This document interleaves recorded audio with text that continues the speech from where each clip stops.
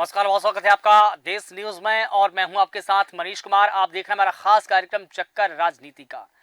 आज हम खास कार्यक्रम में बात करेंगे जम्मू कश्मीर विधानसभा चुनाव के बारे में। जम्मू कश्मीर विधानसभा चुनाव में सियासत के दो रंग देखने को मिल रहे हैं।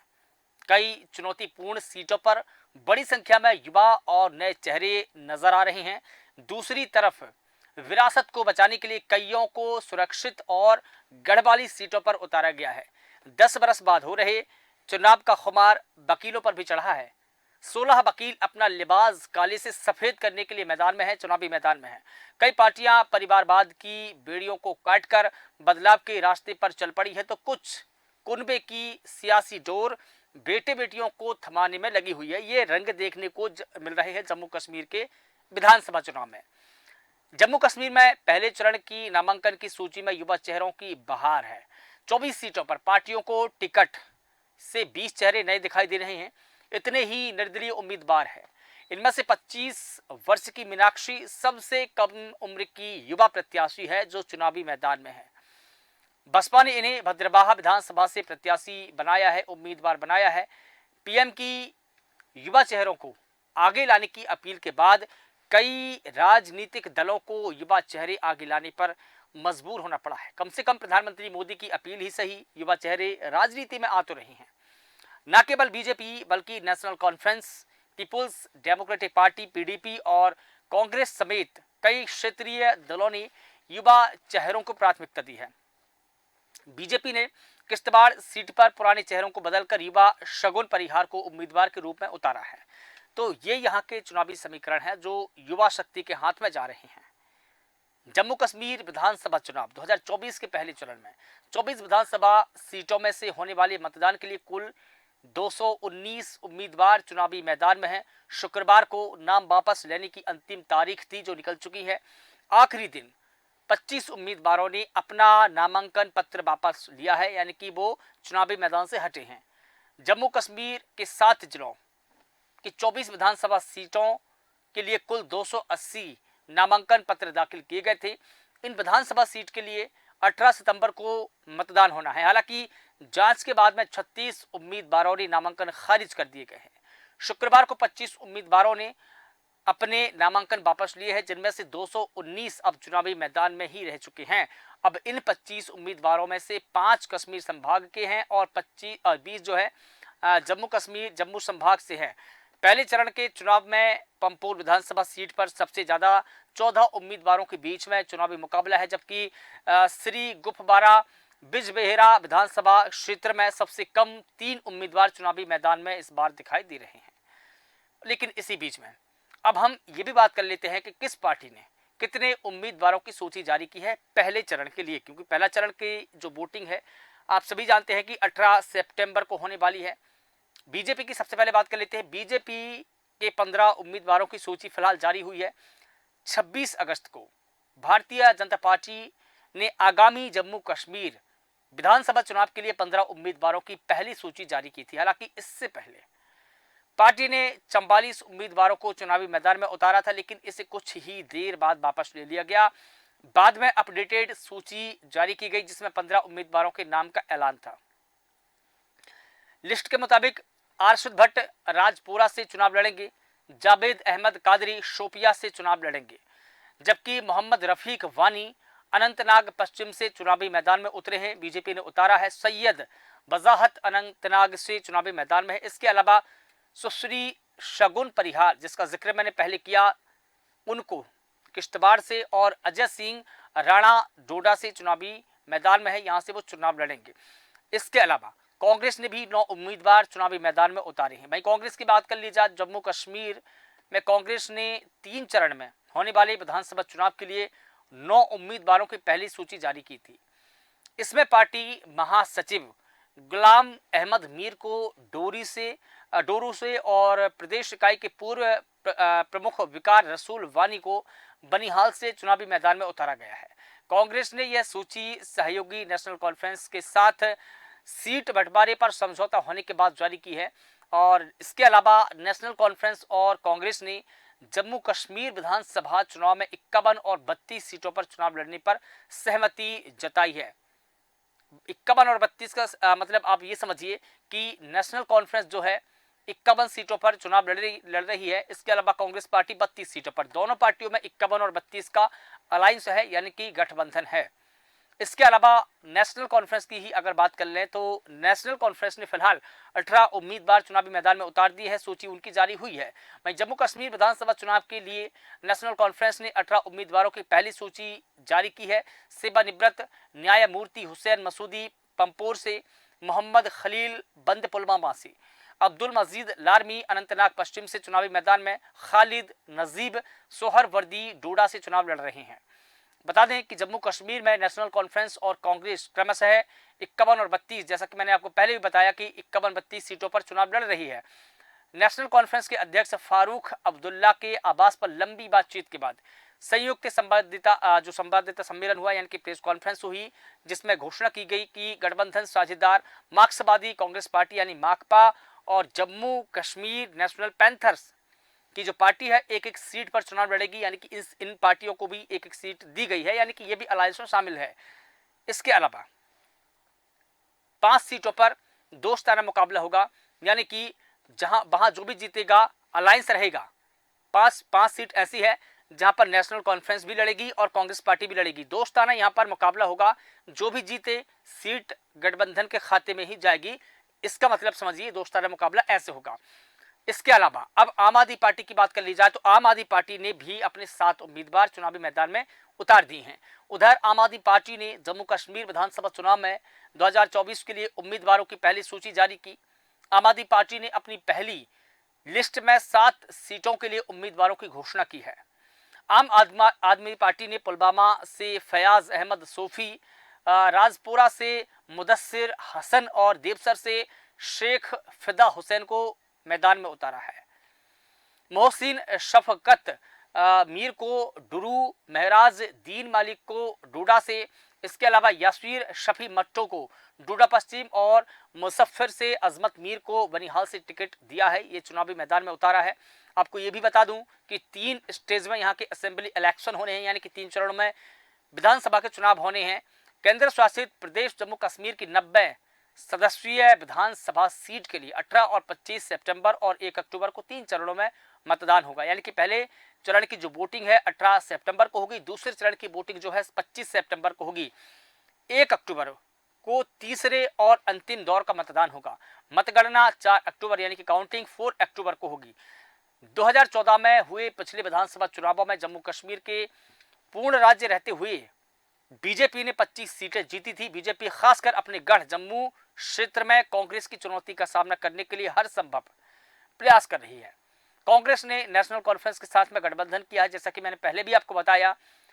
तो ये थी चुनावी अपडेट, चुनावी रणनीति और तमाम पार्टियों ने जो उम्मीदवार उतारे हैं उनकी अपडेटेड। लेकिन अब बात कर लेते हैं उन युवाओं की जो निर्दलीय चुनावी मैदान में है और दिग्गजों को कड़ी टक्कर दे रहे हैं। सबसे पहले बात करें, 20 युवा निर्दलीय रूप में अपनी किस्मत आजमा रहे हैं। दरअसल 10 साल बाद जम्मू कश्मीर में हो रही विधानसभा चुनाव में युवा भागीदारी बढ़ी है। युवाओं को चुनावों को लेकर युवा में खासा उत्साह है, उत्साह भी चरम पर है।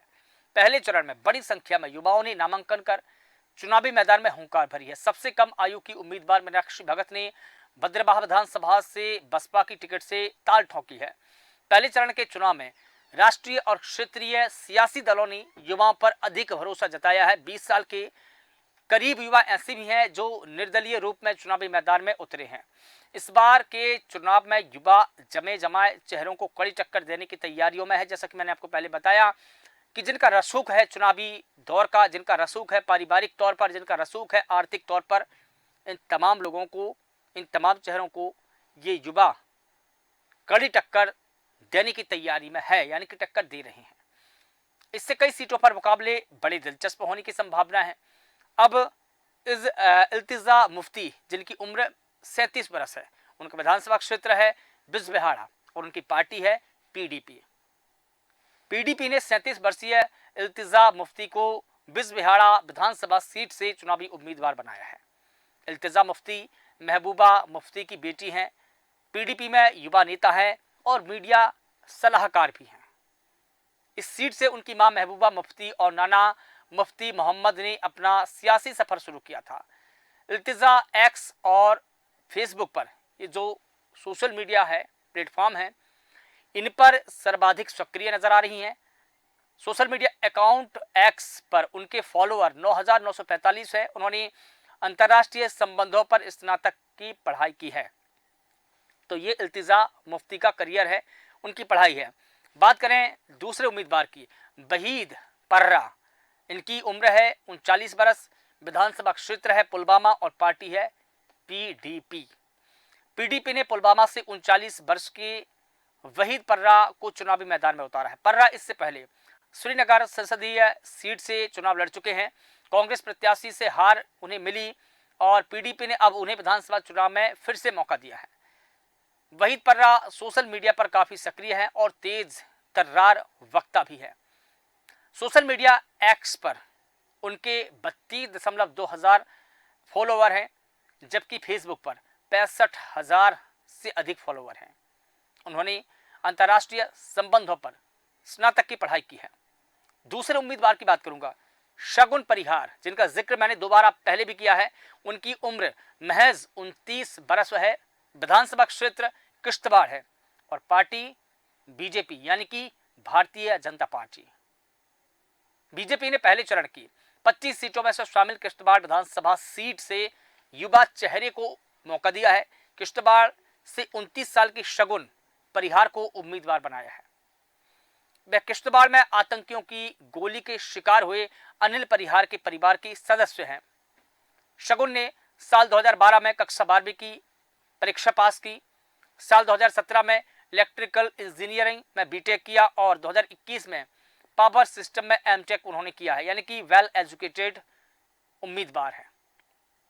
दूसरे उम्मीदवार की बात करूंगा, मोहम्मद जफरुल्लाह, उनकी उम्र 33 बरस, उनका विधानसभा क्षेत्र इंद्रबल और पार्टी कांग्रेस। कांग्रेस ने इंद्रबल सीट से 33 बरस के मोहम्मद जफरुल्लाह को उम्मीदवार बनाया है। जफरुल्लाह ने 2015 में अर्थशास्त्र यानी कि इकोनॉमिक में मास्टर डिग्री हासिल की है। इंद्रपाल के मड़बह के रहने वाले बताए जाते हैं। राजनीति में वो अभी आए हैं, अभी नए हैं। इस सीट से वह अपने दो प्रतिद्वंदी युवा चेहरों के सामने चुनौती पेश कर रहे हैं, यानी कि इस सीट से भी जो उम्मीदवार है वो भी वेल एजुकेटेड हैं, जिसकी कल्पना हम सब करते हैं, बात करते हैं। मीनाक्षी की बात करूंगा, इनकी जो उम्र है 25 बरस है। इनके विधानसभा क्षेत्र भद्रवाह है और पार्टी है इनकी बसपा यानी कि बहुजन समाज पार्टी। बहुजन समाज पार्टी ने भद्रवाह से 25 वर्षीय मीनाक्षी भगत को उम्मीदवार बनाया है। मीनाक्षी डोडा के ठाठरी की रहने वाली है। मीनाक्षी का सोशल मीडिया प्लेटफॉर्म पर कोई अकाउंट नहीं है। उन्होंने एनआईटी श्रीनगर से बीटेक किया हुआ है। बसपा ने ही पाडर नागसैनी से 33 साल के अरशद मुथीर को अपना उम्मीदवार बनाया है। अरशद ने फिजिक्स में स्नातक किया हुआ है। इसके अलावा कांग्रेस ने 38 साल के प्रदीप भगत को डोडा पश्चिम से उम्मीदवार बनाया है। प्रदीप ने इंग्लिश में पीएचडी की है। यानी कि इससे एक बात तो साबित हो जाती है कि जितने भी जो नए युवा उम्मीदवार चुनावी मैदान में हैं वो सभी पढ़े लिखे हैं, वेल एजुकेटेड हैं। कम से कम उन पर यह कलंक तो नहीं लगेगा कि अनपढ़ विधानसभा में पहुंचे हैं, जैसा कि अन्य राज्यों में हम देखते हैं, सुनते हैं। पूजा ठाकुर की बात करूंगा। पूजा ठाकुर की उम्र 40 बरस है। उनका विधानसभा क्षेत्र है इंद्रबल और पार्टी है नेशनल कॉन्फ्रेंस। इंद्रपाल से नेशनल कॉन्फ्रेंस ने 40 साल की पूजा ठाकुर को चुनावी मैदान में उतारा। पूजा राजनीतिक विज्ञान में एमए है, मास्टर ऑफ आर्ट है। वह किश्तवाड़ के लोपरा गांव की रहने वाली है और वेल एजुकेटेड है, यानी कि पॉलिटिकल साइंस का जो सब्जेक्ट है उसमें मास्टर डिग्री हासिल उन्होंने की है। कुल मिलाकर वेल एजुकेटेड है। फातिमा बेगम की बात करूंगा। फातिमा बेगम, इनकी उम्र जो है 28 बरस की है। इनका विधानसभा क्षेत्र है इंद्रबल और पार्टी है डीपीएपी।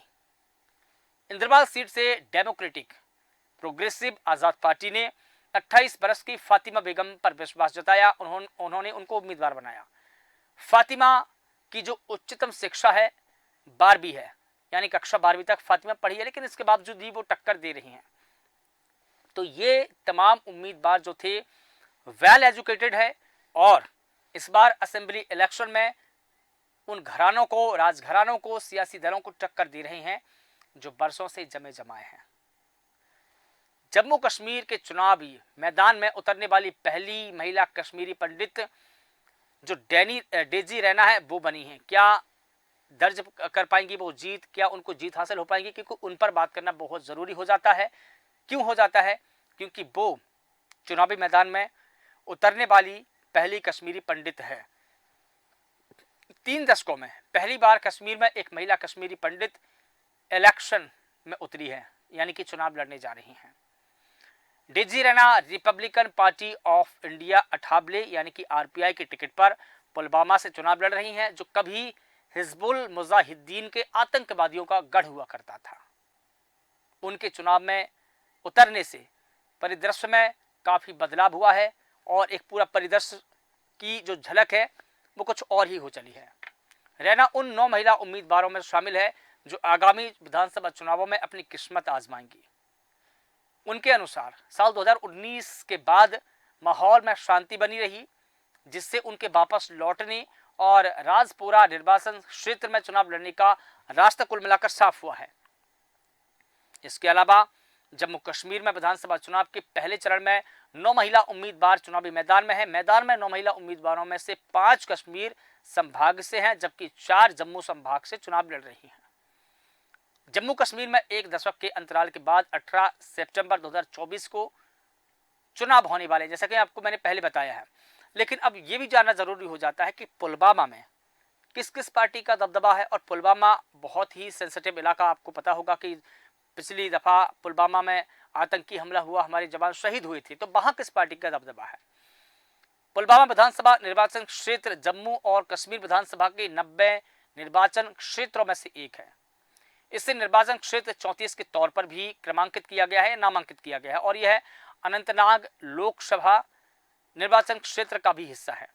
यह निर्वाचन क्षेत्र एक सामान्य सीट है जो अनुसूचित जाति यानी कि शेड्यूल कास्ट और अनुसूचित जनजाति यानी कि शेड्यूल ट्राइब के लिए आरक्षित नहीं है। इस निर्वाचन क्षेत्र में मुख्य पार्टियां जम्मू कश्मीर और पीपुल्स डेमोक्रेटिक पार्टी, इसके अलावा जम्मू कश्मीर नेशनल कॉन्फ्रेंस यानी जेकेएनसी, इसके अलावा जेकेपीडीपी मोहम्मद के खलील बंद ने 2014, 8 और 2002 में 3 दफा पुलवामा निर्वाचन क्षेत्र का प्रतिनिधित्व किया था। 1996 और 87 में जम्मू कश्मीर नेशनल कॉन्फ्रेंस के बशीर अहमद नेंगरू ने यहां से जीत दर्ज की थी। फिलहाल देखा जाए तो सभी पार्टी यहां पर चुनावी मैदान में है, लेकिन यहां के मुद्दे क्या है? अब यहां पर बात मुद्दों की आ जाती है कि यहां के मुद्दे दरअसल क्या है, कौन किस मुद्दे पर लड़ रहा है। सबसे बड़े मुद्दे की अगर बात की जाए तो अनुच्छेद 370 को दोबारा लागू करने और कश्मीर को पूर्ण राज्य का दर्जा दिए जाने का मसला सबसे बड़ा मसला है यहाँ का। इसके अलावा नेशनल कॉन्फ्रेंस और पीडीपी दोनों ने अपने अपने घोषणा पत्रों में जम्मू कश्मीर में अनुच्छेद 370 की बहाली का वादा किया, जिक्र किया है। इसके अलावा पूर्ण राज्य की बहाली का भी एक मुद्दा है जो सबसे मुखर है। यहाँ तक कि बीजेपी ने भी कहा कि वो कश्मीर को पूर्ण राज्य का दर्जा देगी। इसके अलावा आतंकवाद, सीमा पार से व्यापार और सुरक्षा भी यहाँ का एक बड़ा मुद्दा है। लेकिन पिछले चुनाव के जो परिणाम हैं उन पर भी बात करना बेहद ज़रूरी हो जाता है, क्योंकि यहाँ 10 साल बाद चुनाव हो रहे हैं और हर एक पार्टियाँ यहाँ पर चुनावी मैदान में हैं। तो पिछले विधानसभा चुनाव की भी बात कर ली जाए कि जब 2014 में यहाँ पर विधानसभा चुनाव हुए थे तो वो परिदृश्य क्या था, किसने कितनी सीटें यहाँ पर जीती थी, कौन किससे आगे था, ये बात बेहद ज़रूरी। क्योंकि देखिए साल 2014 में 87 सीटों पर चुनाव हुए थे, तब पीडीपी ने 28 सीटों पर जीत दर्ज की थी, बीजेपी ने 25 सीटों पर जीत दर्ज की थी, नेशनल कॉन्फ्रेंस ने 15 सीटों पर जीत दर्ज की थी, कांग्रेस ने 12 सीटों पर, पीपुल्स कॉन्फ्रेंस ने 2 सीटों पर और सीपीआईएम और पीपुल्स डेमोक्रेटिक फ्रंट ने 1-1 और निर्दलीयों ने 3 सीटें जीती थी। उस समय राज्य में बहुमत का आंकड़ा 44 था और हाल ही में 6 सीटों पर हुई लोकसभा चुनावों में 2 पर बीजेपी और 2 पर नेशनल कॉन्फ्रेंस और 1 पर निर्दलीय प्रत्याशी को जीत मिली है। कुल मिलाकर देखा जाए कि यहाँ का जो चुनावी परिदृश्य है वो युवाओं से बिल्कुल भरा हुआ है और युवा इस बार बढ़ चढ़कर चुनावी मैदान में हिस्सा ले रहे हैं। कुल मिलाकर देखा जाए कि जम्मू कश्मीर में 10 साल बाद चुनावी जंग है। सभी पार्टियों ने अपने अपने सूरमा उतार दिए हैं। पुराने चेहरों को जो नए युवा हैं वो चुनौती दे रहे हैं पहले चरण में 24 सीटों पर घमासान होना है। पहले चरण में 219 जो है उम्मीदवार चुनावी मैदान में हैं। 24 सीटों पर 20 सीटों पर ऐसे चेहरे हैं, ऐसे लोग उतरे हैं मैदान में जो बिल्कुल यूथ हैं, वेल एजुकेटेड है, जिनकी परिकल्पना हम सब करते थे, बात करते थे, सियासी दौर में बात करते थे। अब वो वेल एजुकेटेड भी हैं, यूथ भी हैं। अब देखना ये होगा कि इन युवाओं को जनता चुनकर असेंबली में भेजती है या नहीं भेजती है। क्या ये युवा जो दूसरे राजघराने हैं, जो परिवारवाद की परिपाटी से बनकर आए हैं, क्या उनको टक्कर दे पाएंगे? जिनका रसूख है चुनाव में, सियासत में, क्या उनको टक्कर दे पाएंगे? क्या उनको हरा कर की विधानसभा में पहुंचेंगे? ये बड़ा सवाल है। सभी की निगाहें इन्हीं युवाओं पर है। फिलहाल देश न्यूज के खास कार्यक्रम चक्कर राजनीति का में बस इतना ही। देश और दुनिया की तमाम बड़ी खबरों के लिए आप लगातार बने रहिए देश न्यूज के साथ। नमस्कार।